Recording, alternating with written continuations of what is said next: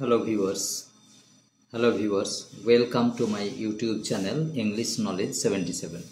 অনেক দিন আমার ভিডিও করা হয়নি ব্যস্ততার কারণে। তবে আজকে যেহেতু ক্লাস 12 অর্থাৎ এইচএস এর থার্ড সেম এক্সাম হয়ে গেল, এইজন্য ফোর্থ সেমটা আমরা শুরু করব। তাহলে ফোর্থ সেমের সিলেবাস কি এটা আগে আমরা জেনে নেব, সেই অনুযায়ী আমাদের অগ্রসর হতে হবে। তাহলে সিলেবাসটা সম্পর্কে যদি আইডিয়া থাকে তাহলে আমরা পরিষ্কারভাবে আমাদের পরিশ্রমটাও সফল হবে। আর যদি সিলেবাসটা ঠিক মতো নলেজে না থাকে তাহলে প্রচুর খেটেও তো কোনো লাভ নেই। তাহলে স্পেসিফিক খাটতে হবে যাতে নাম্বারটা তোমাদের সঠিক আসে। তাহলে চলো আমরা শুরু করি যে ফোর্থ সেম অর্থাৎ এইচএস এর চতুর্থ সেমিস্টারের সিলেবাসটা কী কী, আমাদের কি কি পড়তে হবে চলো দেখে নেই একবার। দেখো, টোটাল আমাদের কিন্তু পরীক্ষা হবে 40 নম্বরের।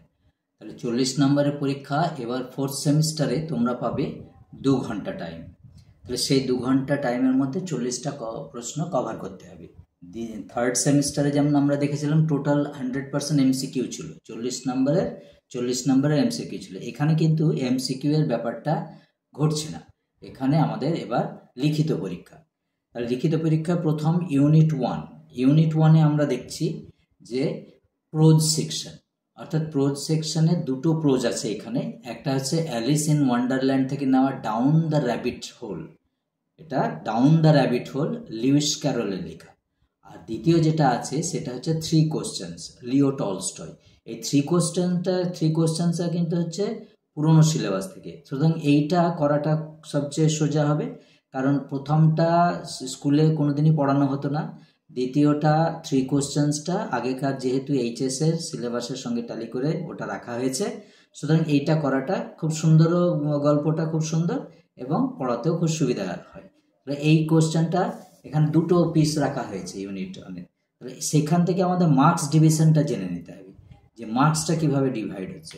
তাহলে দেখো, ইউনিট 1-এ 10 মার্কস থাকবে, কিন্তু এই 10 মার্কসের মধ্যে এসএ কিউ থাকবে, দুটো করতে হবে এসএ কিউ 4টে কোশ্চেনের মধ্যে। তাহলে আমরা দুটো পিস দেখলাম, একটা Alice in Wonderland down the rabbit whole, এইটা থেকে দুটো কোশ্চেন থাকবে, আর 3 কোশ্চেন থেকে দুটো কোশ্চেন থাকবে।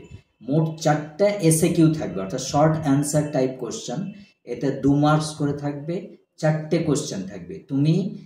তোমরা দুটো কোশ্চেন বেছে নিতে পারো। তাহলে যে কোনো একটা পিসকে যদি ভালোভাবে করো তাহলে দুটো কোশ্চেন পেয়ে যাচ্ছ। তাহলে 2 দুগুণে 4, এখানে 4 নাম্বার অ্যালট করা হয়েছে। আর ওয়ার্ড লিমিট রাখা হয়েছে 20 থেকে 30টা শব্দের মধ্যে। দ্বিতীয় হচ্ছে ডিটিকিউ, অর্থাৎ ডিটিকিউ বলতে ডেসক্রিপটিভ টাইপ কোশ্চেন।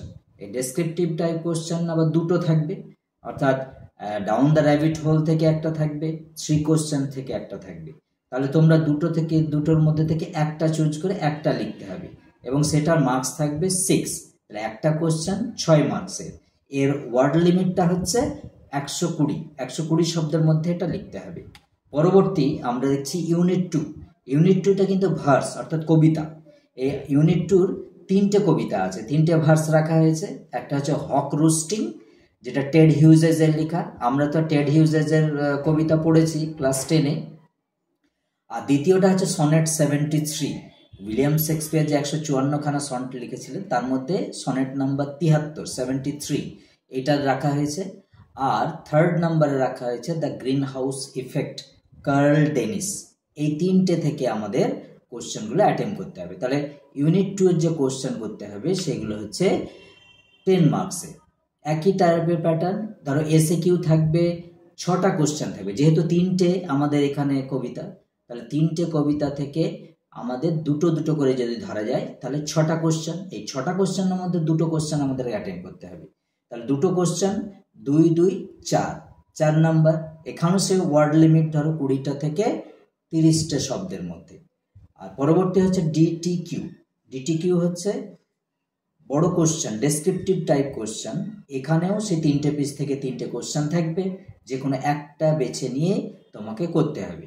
আর এর মার্কস হবে 6 মার্ক। Question caries 6 marks. তাহলে একটা কোশ্চেন সেহেতু একটা করতে হবে, এবং সেটা 6 মার্কসের।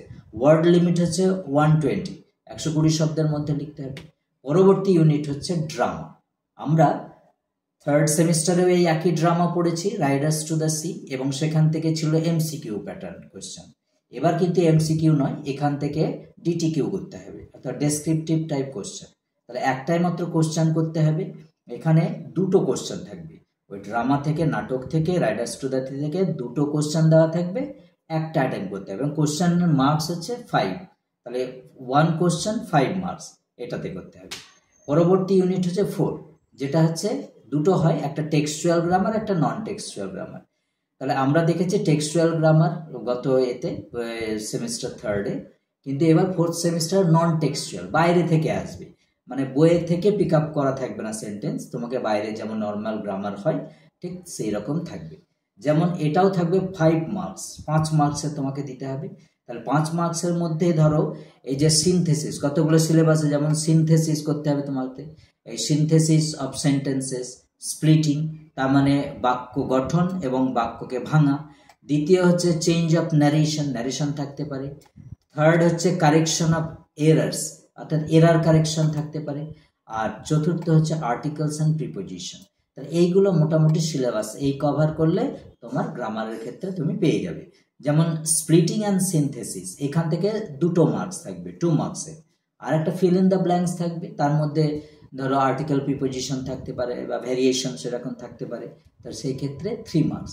তাহলে টোটাল আমরা এখানে দেখছি যে 5 মার্কস। তাহলে কত হলো? 30 মার্কসের, কারণ ইউনিট 1 10, ইউনিট 2 10, আর ইউনিট 3 5, ইউনিট 4 5। তাহলে আমরা টোটাল 30 পেলাম। এবার যে ইউনিটটা 5 ইউনিট, সেই 5 ইউনিটটা আমরা দেখছি কিসে? 5 ইউনিটটা থাকছে যে 5 ইউনিটের কোশ্চেন যেটা থাকবে সেটা হবে রাইটিং থেকে। তাহলে এই যে রাইটিং পোর্শনে কিন্তু 10 মার্কস, আমাদের কোশ্চেন থেকে 10 মার্কসের কোশ্চেন থাকবে। এক্ষেত্রে দেখো, একটা রাইটিং করতে পারো তোমরা, সেটা হচ্ছে এসে রাইটিং। যদি একটা রাইটিং করো, এসে রাইটিং, যেটা আমরা বাংলায় রচনা বলি, সেটা কিন্তু 10 মার্কসের হবে। আর এইটার ওয়ার্ড লিমিট থাকবে ধরো তোমার ওই 150, ওয়ার্ড লিমিটটা 150 ওয়ার্ডস, উইদিন 150 ওয়ার্ডসের মধ্যে তোমাকে এটা লিখতে হবে। তাহলে সেই ক্ষেত্রে আমাদের একটু মানে লেখার পরিমাণটা বেশি থাকবে। হ্যাঁ, ওয়ার্ডসটা হচ্ছে 150, 150 শব্দের মধ্যে আমাদের এটাকে করতে হবে, ঠিক আছে? তাহলে এই জায়গায় হবে 10। অথবা যদি মনে হয় যে না আমি এসে করব না, তাহলে কিন্তু আরো দুটো থাকবে, যেটা দুটোই করতে হবে। একটা হচ্ছে ইমেল রাইটিং। মডার্ন এজে তো ইমেল রাইটিং আমরা প্রত্যেকে করে থাকি, ইমেল তো পাঠিয়ে থাকি, ইমেল লিখে থাকি। তাহলে এই বিষয়টা তো সহজেই লেখা, ইমেল রাইটিংটা সোজা, এটা কিন্তু 5 মার্কসে থাকবে। আর ব্লগ রাইটিং বলছে, এটা প্রত্যেকে তোমাদের কাছে নতুন, শব্দটা শুনে থাকবে কিন্তু এটা নতুন যেহেতু, তাহলে এই ব্লগ রাইটিং এর ক্ষেত্রে শুধু তোমাদের প্র্যাকটিসটা করতে হবে, মানে এইটা নতুন টাইপের জিনিস। হ্যাঁ, ইমেলটা ওভারঅল আমার মতে হয় 90% ছেলে মেয়ে কিন্তু ইমেল রাইটিংটাকে ধাতস্থ আছে, কিন্তু ব্লগ রাইটিং এর ক্ষেত্রে এই ক্ষেত্রে কিন্তু একটু চর্চার দরকার। তাহলে সেই জায়গায় আমরা সিলেবাসটাকে এইভাবে ফলো করব। আর এইভাবে সিলেবাসটাকে যদি আমি ফলো করি এবং প্রত্যেকটা ইচ অ্যান্ড এভরি ইউনিট যদি সিরিয়াসলি করি, তাহলে 40 আউট অফ 40 পাওয়া যায়। কিন্তু সেক্ষেত্রে রাইটিংয়ে একটু কাটলেও মিনিমাম 38 39 আরামসে পাওয়া যায়। তাহলে সেই ক্ষেত্রে তোমাদের প্রিপারেশনটা নিতে হবে। Thank you. তাহলে ভিউয়ার্স, তোমরা বুঝে গেলে সিলেবাসটা সম্পর্কে তোমাদের একটু আইডিয়া চলে এলো। এই সিলেবাস অনুযায়ী তোমাদের পরিশ্রম করতে হবে।